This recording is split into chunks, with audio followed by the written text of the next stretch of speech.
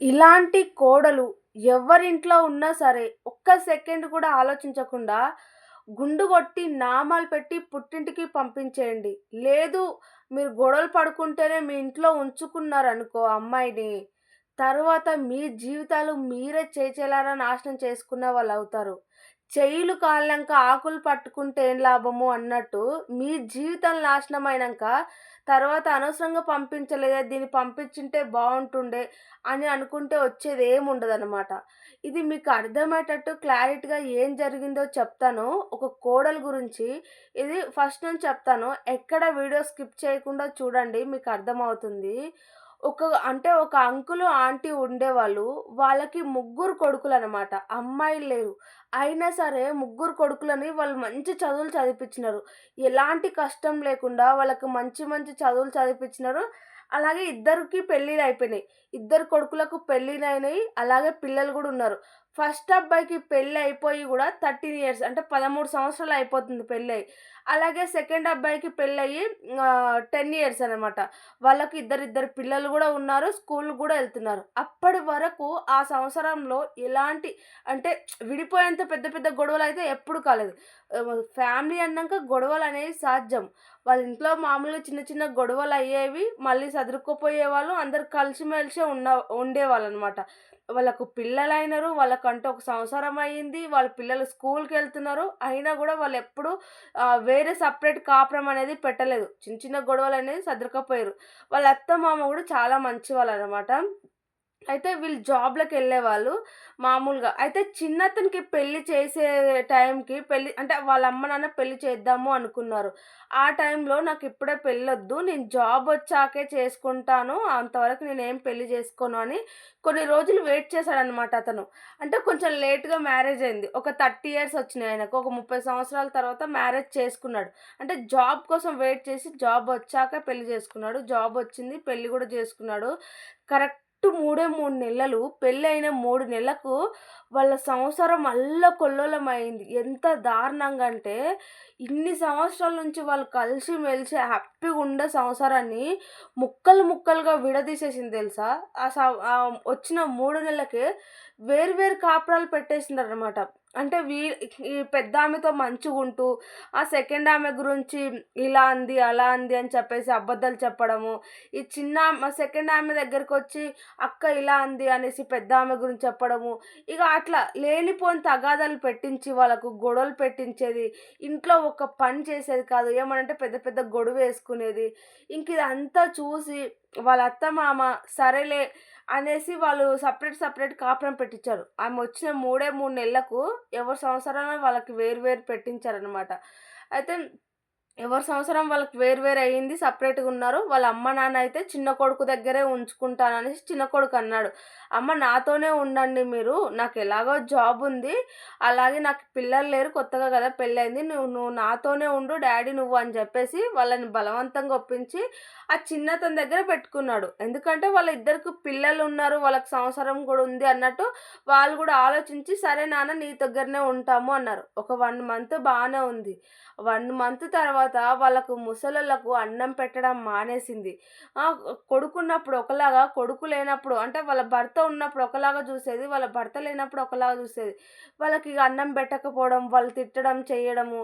కానీ వాళ్ళెప్పుడు వాళ్ళ కొడుకుతో చెప్పుకోలేదు. ఎందుకంటే ఈరోజు రేపు పోయే జీవితాలకు మాకు ఎందుకు ఇప్పుడే మా సంసారం రోడ్డుకెక్కింది. సెపరేట్ అయిపోయింది. ఇప్పుడు ఒకరితో ఒకరు మాట్లాడుకోవట్లేదు. ఇప్పుడు వీనికి చెప్తే మళ్ళా వాడు కోపమయ్యి ఆమెనేమన్నా అంటే ఆమె అలిగి పుట్టింటికెళ్ళిపోతే ఇంకా మా పరువే పోతుంది.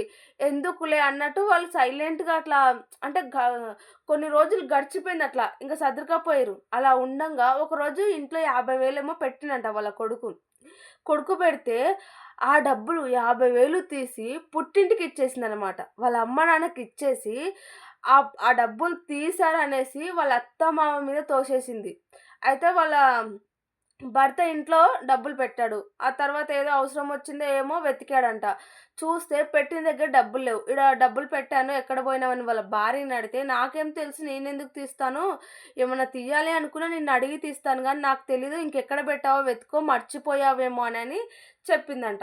లేదు నేనిక్కడే పెట్టాననేసి వాళ్ళు ఇల్లంతా వెతికారంట. ఎక్కడా దొరకలే. ఇంకెక్కడ దొరుకుతున్నాయి? పుట్టింటికి మోపిచ్చేసింది కదా! పుట్టింటికి ఇచ్చి పంపించింది. ఇంకెక్కడ దొరుకుతాయి? ఇంకా ఆ నేరము ఏమో మీ అమ్మ, మీ నాన్న తీశారేమో, వాళ్ళ ఖర్చులకు డబ్బులు లేవనేసి, నాకేం తెలుసు నాకు తెలీదు అనంటే, ఆ కొడుకు పోయి అమ్మ ఇక్కడ డబ్బులు పెట్టాను ఏమన్నా చూసారా మీరు అని అడిగాడనమాట. లేదు నాన్న మేము ఏ డబ్బులు చూడలేదు. ఎంత పెట్టావు ఏంటి అంటే, ఒక 50,000 పెట్టానమ్మా ఇక్కడ కనిపించట్లేదు. మరి తను గూడా తీయలే అంటుంది. మీకేమైనా కనిపించాయేమో అని అడుగుతున్నానంటే, లేదు నాన్న మేము తీయలేదు అనేసి ఆమె చెప్పేసింది. ఇంకా తర్వాత వాళ్ళ భార్యని తిట్టాడు. ఇంట్లో ఎక్కడ పోతున్నావు? ఇంట్లో ఉండట్లేదా? చూసుకోవట్లేదా? ఎవరొస్తున్నారు? ఎవరు పోతున్నారు? ఇంత నిర్లక్ష్యంగా ఉంటే ఎట్లా? అది ఇది అని కొంచెం గొడవేసుకున్నాడు, తిట్టిండు. అది మర్చిపోయారనమాట. ఇంకా అది నార్మల్ అయిపోయింది. ఇంకా కొన్ని రోజుల తర్వాత ఆ ఇంట్లో 35,000 పెట్టాడంట ఆయన. మళ్ళీ ఇంట్లో 35,000 పెడితే, ఆ 35,000 గూడా వాళ్ళ పుట్టింటికి ఇచ్చి పంపింది. పుట్టింటికి ఇచ్చి పంపేసి సేమ్ మళ్ళా రిపీట్ అన్నమాట. ఇంట్లో డబ్బులు కనిపించట్లేదు. ఎట్లా పోతాయి? అట్లెట్లా పోతాయని వాళ్ళ భర్త గట్టిగా నిలదీయడంతో, నాకు తెలీదు. మీ అమ్మ, మీ నాన్న తీస్తున్నారేమో, నా మీద ఎందుకేస్తున్నావు నింద లేనిపోనివి అనేసి ఆమె గట్టిగా అరిచేసి, నేనంత దొంగలా కనిపిస్తున్నానా? నీ కంటికి ఎట్లా కనిపిస్తున్నాను? నాకేం అవసరం? డబ్బులు తీయాల్సిన అవసరం ఏముంది? అనేసి రిటర్న్ ఇంకా ఆయన ఆయన మీదకి ఎళ్ళిపోయిందనమాట. ఇంకిష్టం వచ్చినట్టు మాట్లాడడం, చేయడం ఇలా అన్నీ చేసేసింది. ఇంకా వాళ్ళు అతను ఏం చేసేది లేక ఆళ్ళ అమ్మ, నాన్న దగ్గర అమ్మాయిల ఇంట్లో డబ్బులు పెడితే పోతా ఉన్నాయి. ఏం చేయాలో నాకు అర్థం అవ్వట్లేదు. ఎవరు తీస్తున్నారో తెలియట్లేదంటే, లేదు నాన్న మేమేం తీయలేదు. మాకా డబ్బులెక్కడ బెడుతున్నారో మేము ఈ రూమ్‌లో తప్పిస్తే, మీ రూమ్‌లోకి అసలెప్పుడు మేము అడుగు పెట్టింది గూడా లేదు.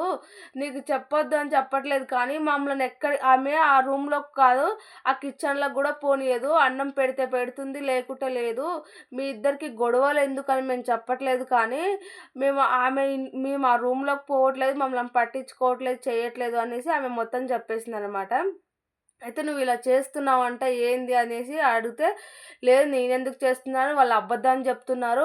డబ్బులు తీసింది గూడా వాళ్ళే. నీకిప్పుడు అబద్ధాలు చెప్తున్నారు. మీ అమ్మ, మీ నాన్న నీకంతా తీపయిపోయినారు. అందుకే వాళ్ళు చెప్పిందల్లా నువ్వు నమ్ముతున్నావు. డబ్బులు తీసింది వాళ్ళే. మన ఇంట్లోకి ఏ ఒక్కరు రారు. వాళ్ళు తీయకుంటే ఇంకెవరు తీస్తారు? ఇప్పుడు నేను తీయలేదు. వాళ్ళు తీయకుండా ఇంకెవరు తీస్తారు? వాళ్ళే తీసుంటారు. ఇట్లా నంగనాచి మాటలు మాట్లాడుతున్నారు. డబ్బులు తీసి వాళ్ళ ఖర్చులకు వాడుకుంటున్నారో, లేదంటే వాళ్ళ కొడుకులకి ఇస్తుందో ఎవరికి తెలుసు. నా మీద నింద మోపాలి, నన్ను బ్యాడ్ చేయాలని చెప్పేసి ఇలా చేస్తుంది. మీ అమ్మ, మీ నాయన ఇలా చేశారు అనేసి అతని మీద అంటే ఆళ్ళ అత్త అంటే వాళ్ళ అత్త కొంచెం సీరియస్ అయిందనమాట. "నీకెలా కనిపిస్తున్నామమ్మా? మా పిల్లలని మేము కష్టపడి పెంచుకున్నాము. వాళ్ళని జాబ్‌లో వచ్చే వరకు మేము చదివిపిచ్చుకున్నాము. కావాలి అంటే మా పిల్లలతో మేము అడిగి తీసుకుంటాం గానీ, దొంగతనం చేసేంత అవసరం మాకు రాలేదు. మాకు అలాంటి అలవాటు లేవు" అంటే అలవాటు మాకుందా? అంటే మేము అలాంటి వాళ్ళం అనేసి ఆమె అన్నీ ఉల్టా పల్టా మాటలు మాడేసి మీద యేసుకుందనమాట. అంటే ఈమెను తిట్టకపోయినా సరే ఆమె నన్నే తిట్టింది అన్నట్టుగా ఆమె పైన అనన్ని మాటలు గూడా ఆమె పైనేసుకొని గట్టిగా అరవడంతో వాళ్ళ భర్తకు కోపమొచ్చేసి 4, 5 కొట్టాడనమాట. తిట్టేసి కొట్టాడు. "నన్నే కొడతావా? మీ అమ్మ, మీ నాన్న కోసం నన్నే కొడతావా? వాళ్ళు చేసిన తప్పుకు నన్ను అంటావా? మీ అమ్మ, మీ నాన్నే దొంగతనం చేస్తారు. లేదంటే ఇంకెవరు చేస్తారు? కేవలం వాళ్ళ కోసం నన్ను కొడతావా?" అనేసి ఇంకా ఆమె గట్టి ఏడవడంతో వాళ్ళ అమ్మ, నాన్న ఒకటే అన్నారు. "నాన్న మీకు మా వల్ల గొడవలెందుకు? మేము ఇంట్లో ఉన్నాము. మేము డబ్బులు తీసాము అంటుంది గదా! మాకెవ్వరు డబ్బులొద్దు. మాకొచ్చిన డబ్బులతోనే" అంటే వాళ్ళకి పింఛనొస్తదనమాట. ఆ పింఛన్ డబ్బులతోనే మేము బ్రతుకుతాము అని చెప్పేసి ఆ చిన్న కొడుకు దగ్గర గూడా ఉండకుండా ఇంకెవ్వరి దగ్గర మేమొద్దు. ఎవరికీ మేము భారం అవ్వద్దు. అంటే మమ్మల్ని ఇంట్లో బెట్టుకొని ఇలాంటి నిందలేస్తే మాకు ఇంకా అంటే బ్రతికున్నా గూడా చచ్చినట్టే లెక్క. మేము ఉండము అని చెప్పేసి వాళ్ళు వేరే రూమ్‌లో ఉండేసి వాళ్ళకొచ్చిన పింఛన్ డబ్బులతో బతుకుతున్నారు. ఎవ్వరిని ఒక రూపాయి అడగట్లేదు.